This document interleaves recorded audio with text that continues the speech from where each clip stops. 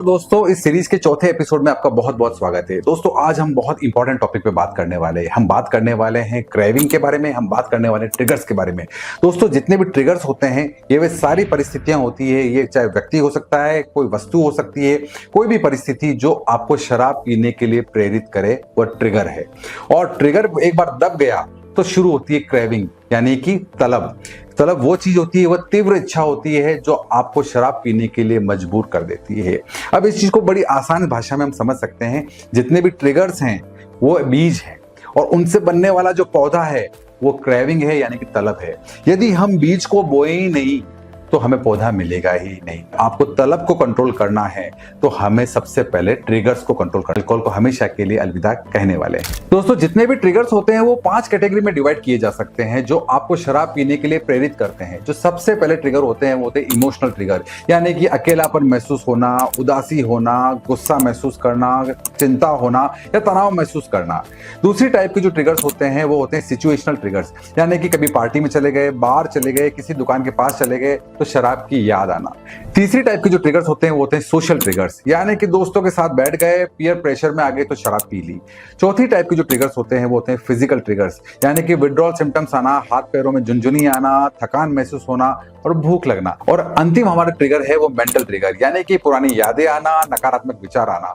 और ये सारे ट्रिगर्स आपको मोटिवेट करते हैं शराब पीने के लिए। चलिए दोस्तों अब हम समझते हैं कि क्रेविंग साइकिल क्या है। और एक बार इस साइकिल को आपने समझ लिया तो आपको ये समझ में आ जाएगी कि कोई आदमी चाहकर भी शराब क्यों नहीं छोड़ पाता और कैसे वो एक लूप में, एक चक्र में उलझा हुआ रहता है। दोस्तों सबसे पहले ये साइकिल शुरू होता है ट्रिगर से, यानी कि वो सारी परिस्थितियां जो आपको शराब पीने के लिए प्रेरित करती है, जो जन्म देती है क्रेविंग को, यानी कि तलब को।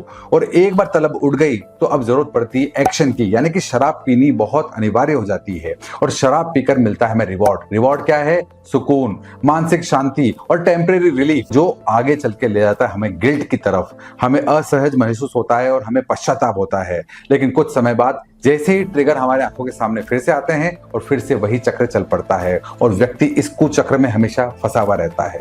दोस्तों क्रेविंग को कंट्रोल करने के लिए 6 अलग अलग स्ट्रेटेजीज जिनको यदि आप फॉलो करेंगे तो आपको बहुत फायदा होगा।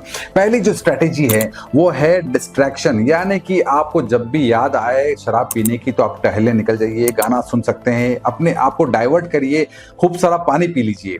दूसरी होती है थॉट स्टॉपिंग, यानी कि आपको अपने आप को बोलना है रुको, यह असल जरूरत नहीं है। तीसरा होता है 3D रूल्स, डिले, डिस्ट्रैक्ट और डिसाइड अगेन, यानी कि थोड़ा सा आप आराम से समय दीजिए अपने आप को डिस्ट्रैक्ट करिए और एक बार फिर से सोचिए कि क्या आपको वास्तविक इसकी जरूरत है। चौथा तरीका है हमारे पास SOS टेक्निक, स्टॉप, ऑब्जर्व और शिफ्ट। कहीं ऐसा तो नहीं कि आपके कदम शराब पीने की तरफ जा रहे हैं, तो अपने आप को रोकिए, ऑब्जर्व करिए और अपने आप को वहां से हटा लीजिए, शिफ्ट कर लीजिए। पांचवा जो हमारा तरीका है वो है पॉजिटिव सेल्फ टॉक, यानी कि अपने आप को यह कहना है कि मैं नियंत्रण में हूं, मैं कंट्रोल में हूं और मैं ये कर सकता हूं। बार बार ये फीडबैक आपको मजबूत बनाएगा। और अंतिम हमारी स्ट्रेटेजी है वो है ट्रिगर्स अवॉइडेंस, यानी कि आपको उन सभी ट्रिगर्स से दूर रहना है जो आपको शराब की तरफ ले जा रहे हैं। दोस्तों मिलते हैं अगले वीडियो में। यदि वीडियो आपको पसंद आया है तो इसे अपने दोस्तों से साझा करना, शेयर करना ना भूलें और उन्हें भी इसका लाभ दें। Thank you so much. Thanks for watching this video.